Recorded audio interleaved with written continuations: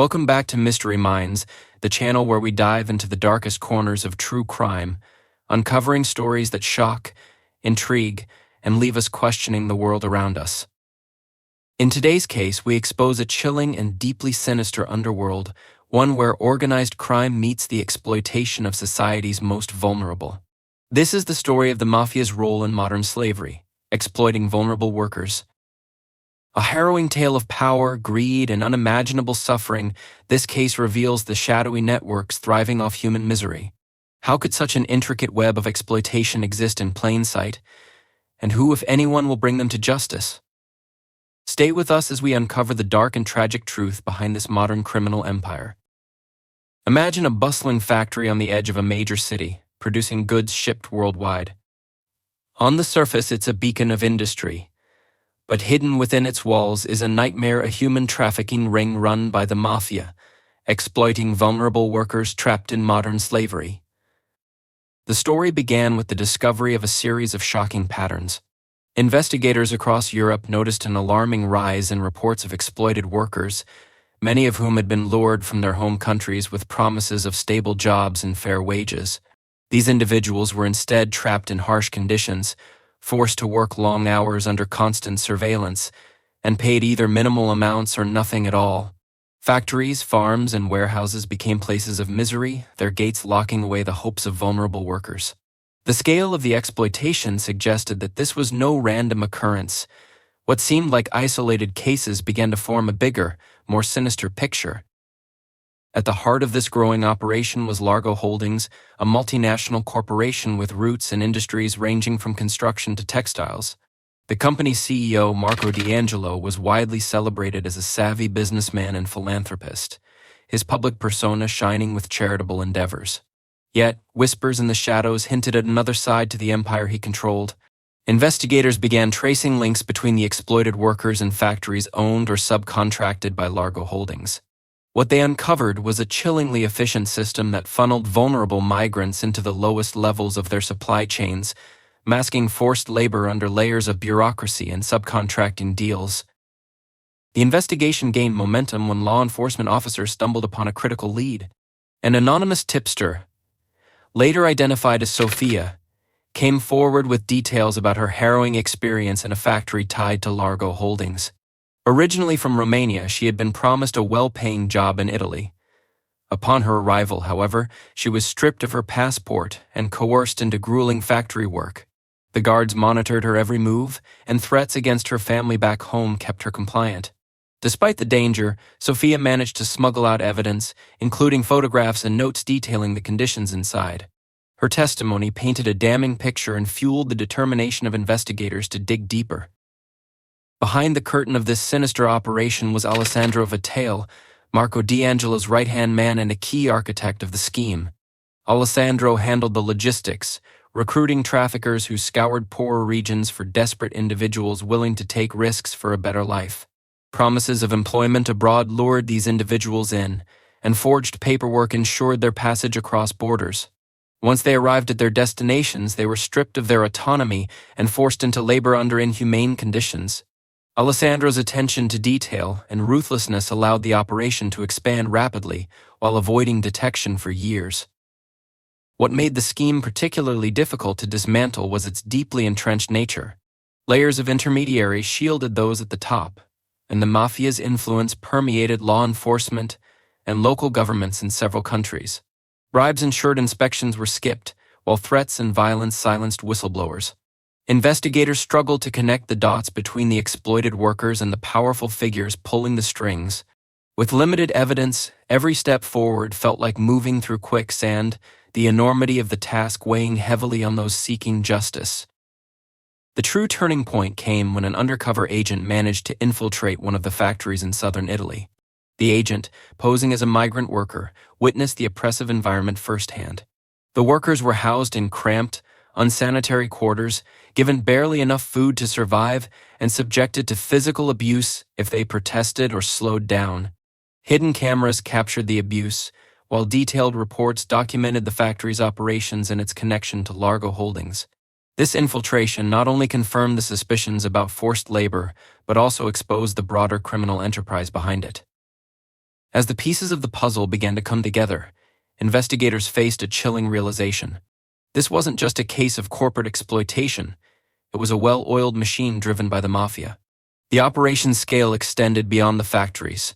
Workers were transported across borders in networks controlled by traffickers, their forged documents arranged by organized crime syndicates. The profits from this exploitation flowed upward, enriching the Mafia's leaders and expanding their influence into legitimate businesses. The line between legal operations and criminal activity blurred, making it increasingly difficult to isolate the culprits.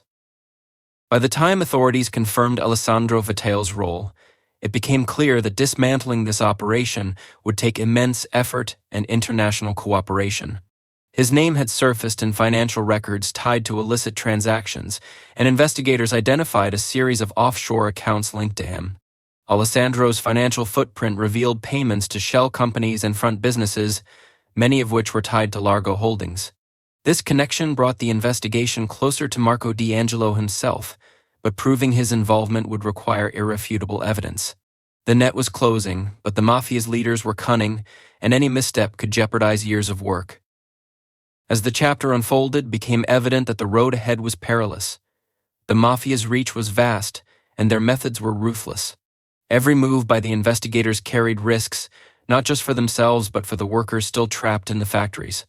The case had exposed a shadowy underworld where profit came at the expense of human suffering, and the stakes were higher than anyone could have anticipated. The tension mounted as the investigation closed in on its targets, setting the stage for a battle between justice and the deeply rooted corruption that had allowed such atrocities to thrive. The investigation into the Mafia's role in modern slavery gained traction as authorities pieced together evidence from a variety of sources.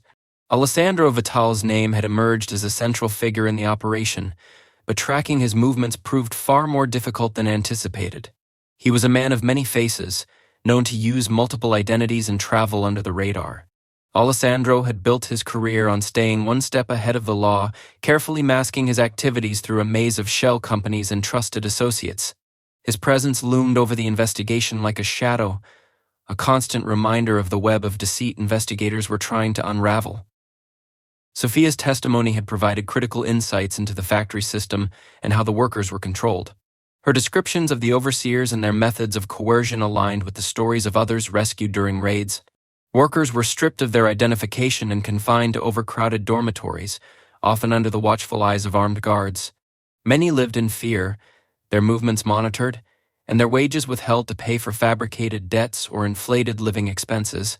What stood out most in Sophia's account was her mention of shipments arriving at night, trucks loaded with goods produced by the enslaved workforce, destined for distribution through seemingly legitimate supply chains. These revelations prompted investigators to dig deeper into Largo Holdings' operations. Despite its glossy public image, the company's financial records hinted at irregularities. Payments to obscure contractors and sudden surges in profits from certain factories raised red flags. These factories, concentrated in regions notorious for mafia activity, showed a consistent pattern: high output paired with inexplicably low labor costs. Undercover audits revealed signs of tampering, falsified safety reports, and falsified payroll records. It became clear that the system was carefully designed to appear compliant with labor laws while concealing the exploitation within. Marco D'Angelo, the CEO of Largo Holdings, continued to portray himself as a visionary entrepreneur. His appearances at charity galas and speeches about corporate social responsibility painted a stark contrast to the evidence investigators were uncovering. Marco's charisma and public persona shielded him from suspicion, but behind closed doors, his empire was deeply entangled with the Mafia. Investigators believed he was more than just a figurehead, suspecting he had sanctioned the exploitation to maximize profits. However, proving Marco's direct involvement required connecting him to Alessandro Vitel and the broader trafficking network. Alessandro's influence extended far beyond the factories. He managed a network of traffickers who recruited workers from impoverished regions across Eastern Europe, Africa, and Southeast Asia. Many of the victims were promised jobs and better lives, only to find themselves trapped in a nightmare. Alessandro's ability to coordinate these operations across borders relied on his deep ties to the Mafia. Bribes ensured that border officials looked the other way, while forged documents gave the workers a veneer of legality. Each transaction further insulated Alessandro and his associates from detection, creating a system that thrived on its ability to stay hidden in plain sight. As the investigation progressed, the team identified several key trafficking routes.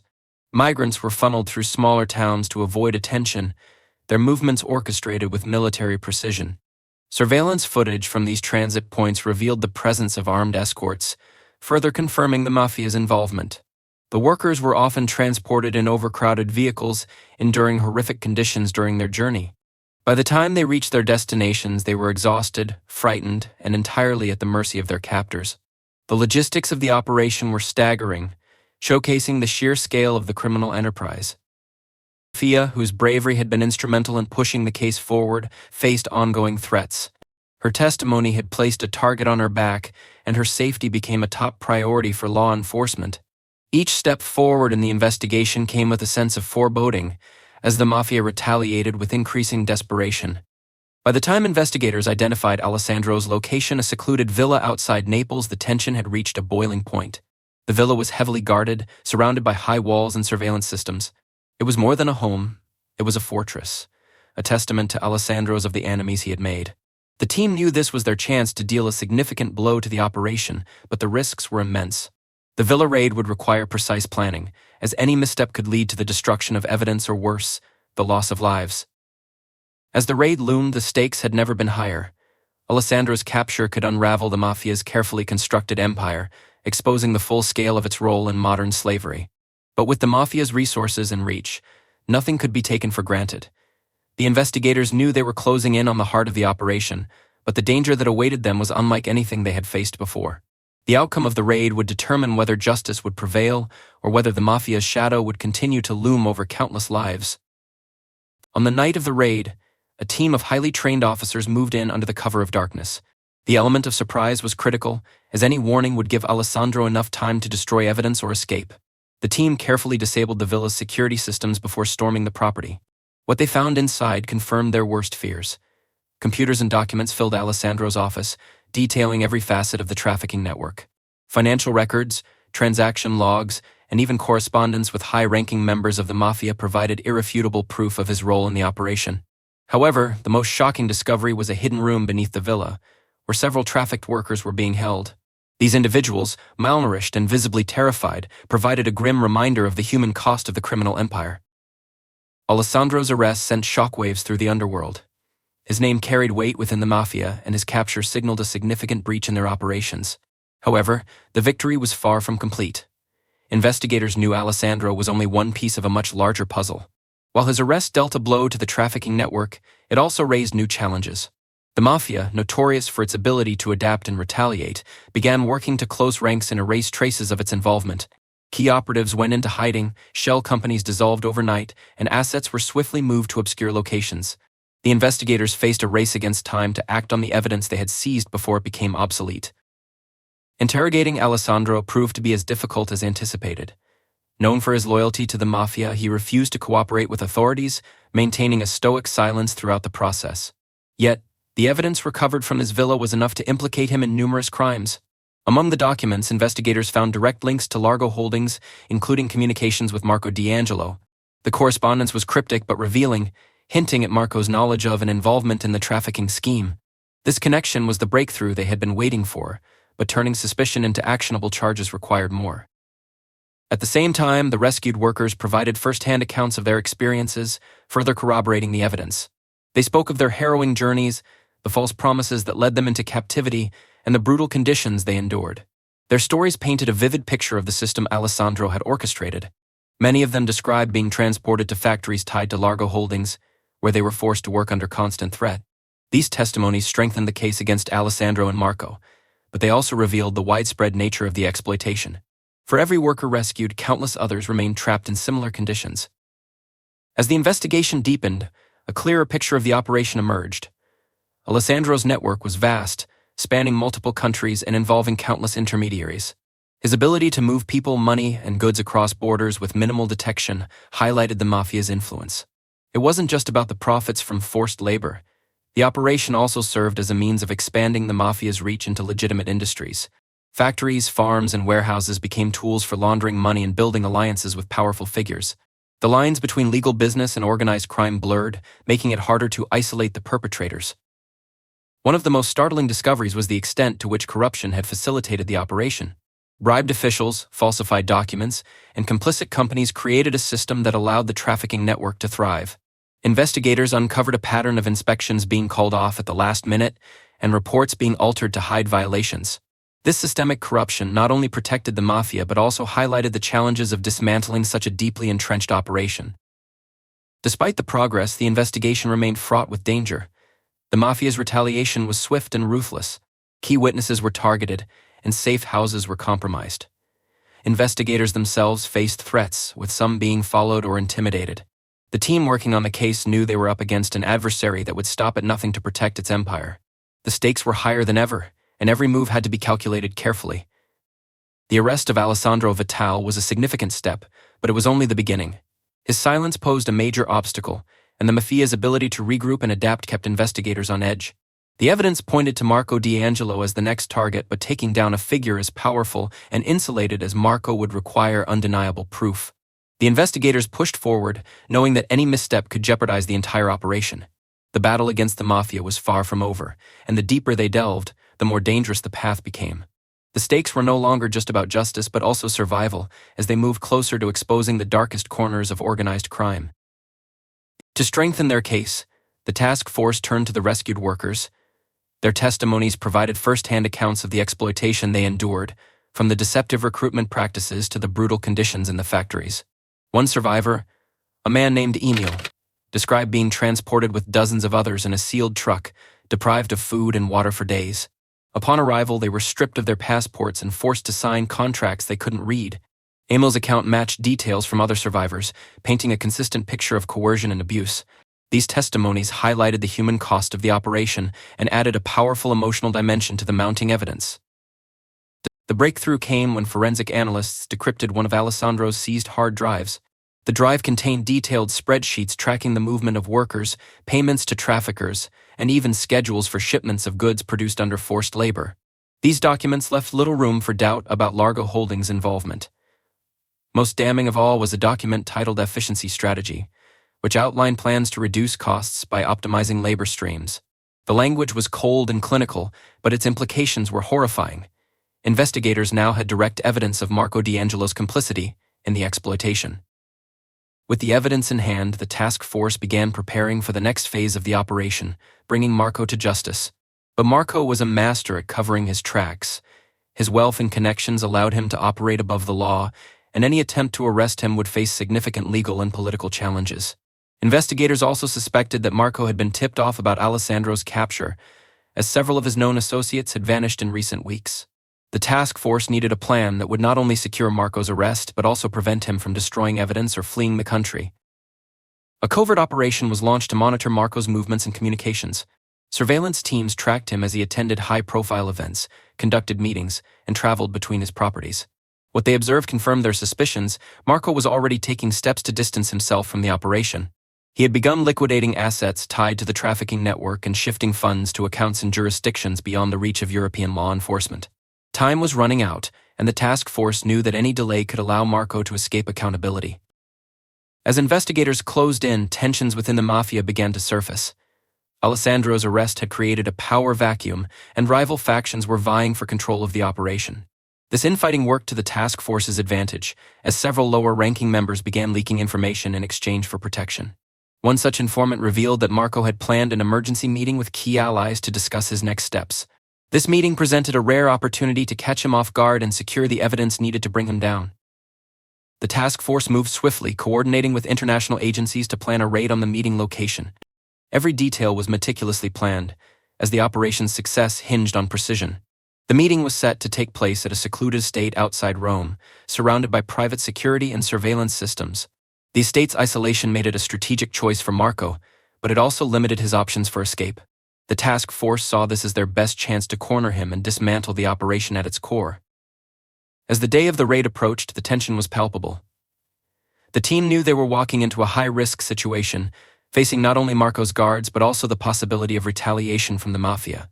Failure was not an option. Too many lives depended on the success of the operation. The task force prepared for the confrontation, aware that this moment could determine the fate of countless individuals still trapped in the Mafia's web of exploitation. The stage was set for a dramatic showdown, but the outcome remained uncertain, leaving everyone on edge as they awaited the decisive moment.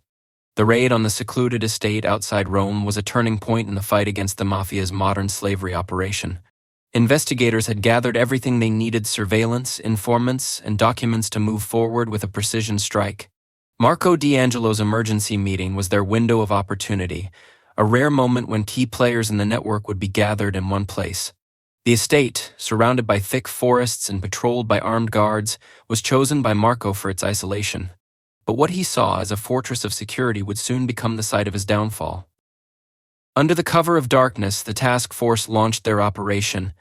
Helicopters hovered in the distance as tactical teams approached from multiple directions, silently neutralizing the guards patrolling the perimeter. With the element of surprise on their side, the officers breached the estate, storming the main building with practiced precision. Inside, chaos erupted. Marco and his associates attempted to flee, but every exit was blocked. Documents and laptops were hastily shoved aside in a desperate attempt to destroy evidence, but it was too late. Everything they tried to conceal was now in the hands of law enforcement. Marco was apprehended in a private study, his confident demeanor shattered as the realization set in that he had been outmaneuvered. Along with him, several high-ranking members of the Mafia were detained, their faces a mix of defiance and fear. The evidence collected during the raid was overwhelming: encrypted communications, financial records, and direct links to the trafficking network. It was the kind of evidence that no lawyer could spin, a web of proof tying Marco directly to the exploitation and the Mafia's operations. The rescued workers' stories added another layer to the case. Testimonies collected from individuals freed during earlier raids provided harrowing details of their suffering, but some of the most incriminating evidence came from survivors found at the estate. These individuals had been brought to the meeting as bargaining chips, human lives used as collateral in the Mafia's negotiations. Their presence at the estate, along with the documents found, provided undeniable proof of Marco's role in orchestrating the trafficking operation. With Marco and Alessandro Vitale both in custody, investigators began dismantling the rest of the network. The evidence seized from the estate and Alessandro's villa painted a clear picture of how the operation functioned. Workers were trafficked across borders, funneled into factories, and used as disposable labor to drive profits for legitimate-looking companies. Largo Holdings' involvement was deeply entrenched, with Marco at the helm directing operations and ensuring that the exploitation remained hidden behind layers of bureaucracy and corporate shields. The arrest of such a prominent figure sent shockwaves through both the corporate world and organized crime. Marco's public persona, once carefully cultivated to portray him as a champion of ethical business practices, crumbled under the weight of the revelations.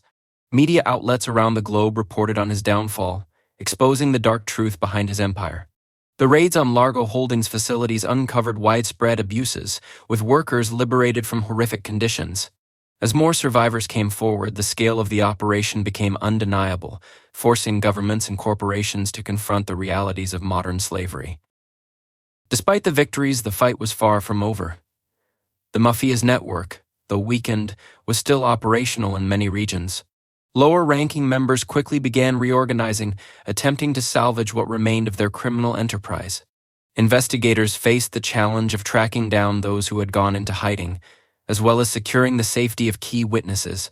The retaliation from the Mafia was swift and brutal, with several informants targeted in the weeks following Marco's arrest. Law enforcement agencies tightened security, determined to protect those who had risked their lives to bring the operation to light. Marco's trial became a landmark case, drawing global attention to the issue of modern slavery. The evidence presented in court was overwhelming, leaving no room for denial. Survivor testimonies, financial records, and encrypted communications painted a chilling picture of greed and exploitation. Marco's defense crumbled under the weight of the evidence, and he was convicted on multiple charges, including human trafficking, forced labor, and money laundering. Alessandro Vitale, faced with a lifetime behind bars, eventually turned informant, providing critical information that helped dismantle other Mafia-controlled trafficking networks. The ripple effects of the case extended far beyond Marco and Alessandro. Governments around the world were forced to confront the complicity of businesses in modern slavery. Corporations faced increased scrutiny, with supply chains audited and regulations tightened. Advocacy groups pushed for stronger laws and better protections for vulnerable workers, ensuring that the issue could no longer be ignored. For the survivors, the case offered a glimmer of hope. Many received support to rebuild their lives, though the scars of their experiences remained. The fall of Marco D'Angelo marked a significant victory, but it also underscored the complexities of combating modern slavery. The Mafia's operation had thrived on systemic corruption, exploitation, and indifference, and dismantling it required extraordinary effort and sacrifice. The task force had won a battle, but the war against human trafficking continued, driven by the determination to ensure that no one else would endure the horrors faced by the victims of Marco's empire. As Marco was led away in handcuffs, the images broadcast worldwide became a symbol of accountability, a reminder that even the most powerful can be brought to justice. Yet for every victory, the investigators knew that there were countless more victims still trapped in the shadows, waiting for their chance to be free. The fight against modern slavery was far from over, but the case had set a precedent, proving that even the darkest corners of corruption could be exposed, and justice, though hard-won, could prevail. Thank you for watching Mystery Minds. This case exposes the harsh realities of modern slavery and the devastating reach of organized crime. If you found this story compelling, don't forget to like, subscribe, and hit the bell icon for more chilling true crime stories. Until next time, stay curious and stay safe.